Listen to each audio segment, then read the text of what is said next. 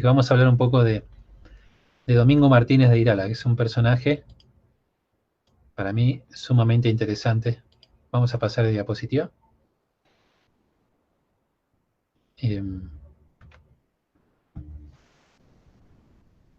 Bueno, sobre este personaje, Irala, una anterior, Sonia. La diapositiva anterior. Esa. Sí. Sobre este personaje nos dice el genealogista Roberto Quevedo en su libro La Casa Grande de Irala. Así como Alejo García fue el descubridor del Paraguay, consideramos que Domingo Martínez de Irala fue el creador del Paraguay, por su intensa labor de gobierno, sin olvidar el aspecto social de castellanos e indios.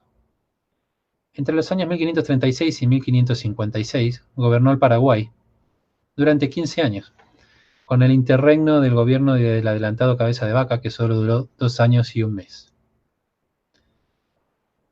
Bueno, Martínez de Irala nació en la villa de Vergara, era Pasco, entre 1507 y 1509. Era uno de los 6 hijos de los hidalgos Martín Pérez de Irala y doña María de Albizuba. A través de Juan de Ayolas, se entera de que Pedro de Mendoza estaba organizando una armada y se alista para participar. Incluso él ayudó a Juan de Ayolas, que era uno de los hombres de confianza de Pedro de Mendoza, a preparar lo necesario para la futura expedición, ya sea conseguir las personas, conseguir las embarcaciones.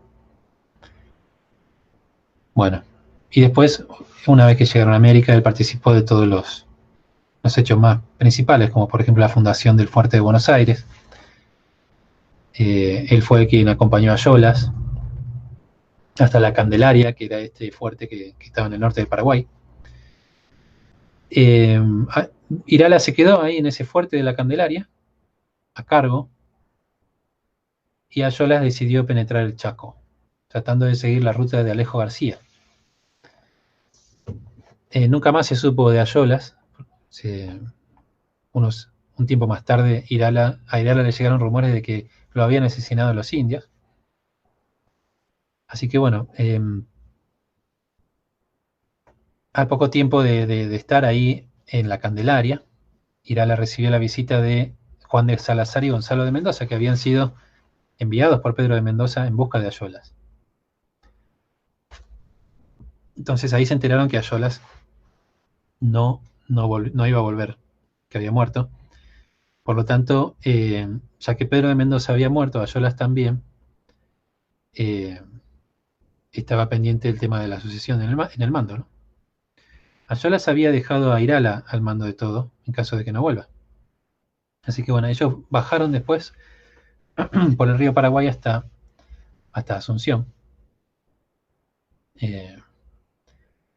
la cual, en realidad fundaron la Casa Fuerte, como ya había mencionado, en lo que hoy es Asunción. En 1539 Irala fue elegido como gobernador interino y capitán general de todas las tierras del Río de la Plata. Los conquistadores tenían esa potestad de elegir su gobernador. Bueno, más tarde Irala viaja al fuerte de Buenos Aires, que ya estaba... bueno, acá yo leí en una parte que la ciudad era sumamente pobre, los habitantes pasaban hambre, y no se llevaban bien con los indios. Pero en otros libros que leí decía lo contrario, que Buenos Aires sí ya había hecho acuerdos con los indios y empezaba a prosperar, estaban ejerciendo la agricultura. Así que no sé bien cuál es la versión correcta. No, ojalá tal vez alguno de los que esté mirando nos pueda decir. La cuestión es que en septiembre de 1541 Irala baja desde Asunción a Buenos Aires y decide que el fuerte tiene que despoblarse. Decide trasladar a todos los vecinos de Buenos Aires y llevarlos para Asunción. Algunos, como les decía, critican esta medida de Irala al decir que Buenos Aires no le iba tan mal, y otros aplauden esta medida de Irala porque Buenos Aires estaba en decadencia y porque también Irala necesitaba la mayor cantidad de hombres posible, o todos los hombres, en Asunción, para fortalecerla, ya que allí también necesitaba fortaleza militar para combatir a los indios. Bueno, en ese año, en 1541, Irala organiza un cabildo en Asunción, pasando de ser un fuerte a ser una ciudad. Por eso es que decimos que es la ciudad más antigua fundada en la zona del Río de la Plata y del Paraguay. No es lo mismo un fuerte, una fortificación, que una ciudad. En febrero de 1542, Irala recibe noticias de que iba a llegar un nuevo adelantado para gobernar el Río de la Plata y el Paraguay. Ese adelantado, nombrado por el rey, se llamaba Álvar Núñez Cabeza de Vaca, que también es un personaje increíble, sumamente interesante, un conquistador que no era la primera vez que venía hacia América, y él ya había estado en lo que ahora es América del Norte, por Florida, y había hecho un viaje larguísimo por todo Florida, el sur de Estados Unidos, lo que ahora es los estados de Alabama, Luisiana, Texas, y después llega, si mal no recuerdo, hasta México, y después vuelve a España. Él fue nombrado adelantado. Entonces llegó a Asunción en marzo de 1542. Lamentablemente para él su gobierno duró poco, porque para abril de 1544 él fue depuesto por los pobladores asuncenos, muchos de los cuales declaraban que Cabeza de Vaca gobernaba tiránicamente, y votaron para que Irala fuera de nuevo su gobernador. ¿Y qué hicieron con Cabeza de Vaca? Lo apresaron, lo metieron en una nave y lo devolvieron para España, donde fue juzgado y sentenciado. Más adelante se supo que él perdió los juicios, dándole la razón entonces a Martínez de Irala y a los vecinos asuncenos, de que realmente él gobernaba tiránicamente. Bueno, en Asunción, de todos modos, aunque se fue Cabeza de Vaca, quedaron algunos sectores alvaristas, entre comillas, o sea, que apoyaban a Cabeza de Vaca, lo cual entonces provocaba divisiones internas en Asunción. El que lideraba la facción alvarista era Diego de Abreu, y en algunas oportunidades intentaron derrocar a Irala. Así que Irala tenía enemigos por dentro y también por fuera, porque habían rebeliones de indígenas. Aprovechando este enfrentamiento entre españoles, atacaron a Asunción. Así que él tenía que lidiar con todo eso. En 1547, después de pacificar Asunción, organiza una expedición al Chaco. Como ven, él siempre está resuelto a encontrar un camino hacia la Sierra del Plata. Así que nuevamente sale de Asunción, deja a Francisco de Mendoza a cargo de la ciudad y sale. Llega al territorio de Charcas, siguiendo, como les contaba, la ruta de Alejo García, y se dio cuenta que estaba en territorio del Perú. Por lo tanto, se detuvo y volvió a Asunción. Después, en 1555, varios años después, fue confirmado por Real Cédula del emperador Carlos V con el cargo de gobernador propietario del Río de la Plata y del Paraguay. O sea que fue reconocido, sí, oficialmente por el emperador como gobernador. Un año después falleció Irala en Asunción, el 3 de octubre de 1556, con aproximadamente 46 años. O sea que fue un hombre muy joven que, mejor dicho, que desde muy joven, o sea, con apenas 20 y pico de años, tuvo que, por circunstancias un poco del azar también, y cómo se fueron dando las cosas, ejercer un liderazgo sobre un territorio inmenso, sobre los conquistadores, sobre los indios, y se puede decir que pudo cumplir exitosamente con algunas de las las misiones que tenía Pedro de Mendoza, que era establecer asentamientos en la zona del Río de la Plata, afianzar, digamos, la presencia española allí. Siempre intentó encontrar esa Sierra de la Plata.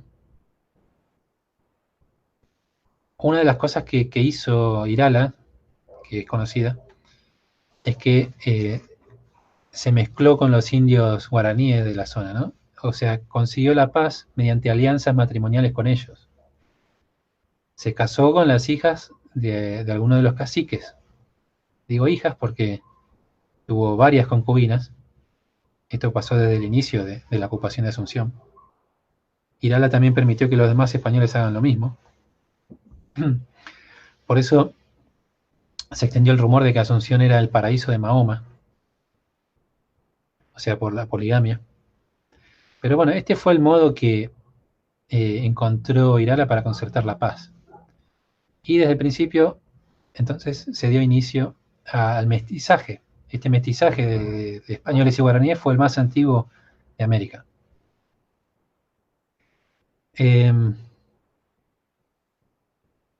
Irala declaró en su testamento, con fecha de 13 de marzo de 1556, haber tenido varios hijos e hijas con sus mujeres indias, los cuales se casaron y tuvieron hijos con los principales capitanes de la provincia. Y ahora vamos a ver si la siguiente diapositiva, en donde se doy detalle ahí, espero que se vea bien, de la descendencia de Domingo Martínez de Irala. En su testamento él dice lo siguiente, testamento que está en el Archivo Nacional de Asunción. Digo y declaro y confieso que yo tengo y Dios me ha dado en esta provincia ciertas hijas e hijos que son Diego Martínez de Irala y Antonio de Irala, y doña Ginebra Martínez de Irala, mis hijos, y de María, mi criada, hija de Pedro de Mendoza, indio principal que fue de esta tierra, y doña Marina de Irala, hija de Juana, mi criada, y doña Isabel de Irala, hija de Águeda, mi criada, y doña Úrsula de Irala, hija de Leonor, mi criada, y Martín Pérez de Irala, hijo de Escolástica, mi criada, y Ana de Irala, hija de Marina, mi criada, y María, hija de Beatriz, criada de Diego de Villalpando, y por ser como yo los tengo y declaro por mis hijos y hijas, y por tales he casado a ley y a bendición según lo manda la Santa Madre Iglesia. Bueno, en total él menciona 9 hijos. Estos, bueno, son obviamente todos mestizos.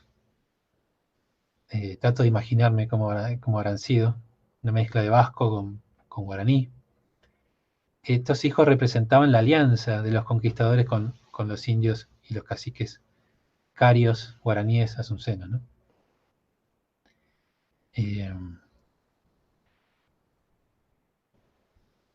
Esta descendencia irala, que ahora vamos a detallar un poquito más, se ha estudiado profundamente por varios genealogistas. Uno de los últimos, creo que el último libro que ha salido sobre este tema, sobre la descendencia de Irala, es el del genealogista Roberto Quevedo, un libro póstumo titulado La Casa Grande de Domingo de Irala en el Paraguay, que salió en el 2020, en el cual se da una biografía muy completa de Irala,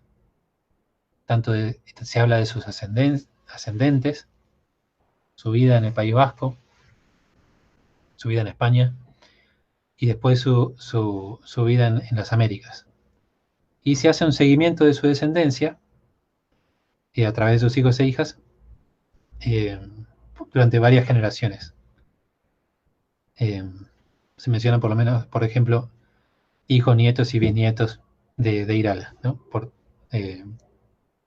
Siguiendo las líneas de sus hijos, que tuvieron hijos.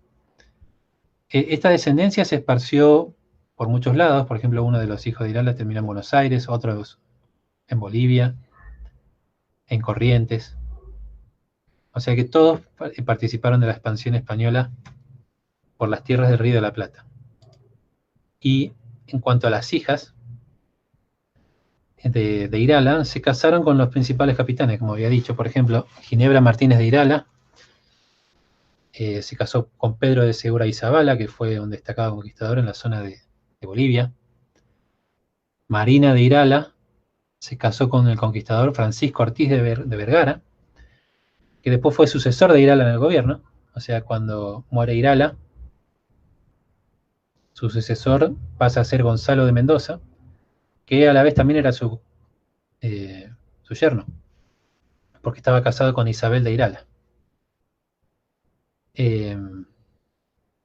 Cuando muere Gonzalo de Mendoza, que solamente creo que está 2 años en el gobierno, el sucesor es Francisco Ortiz de Vergara, otro yerno de Irala.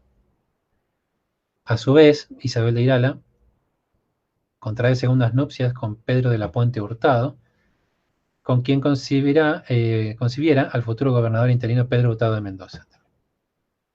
Todos estos son personajes muy importantes de la historia de estos primeros años, décadas del Paraguay.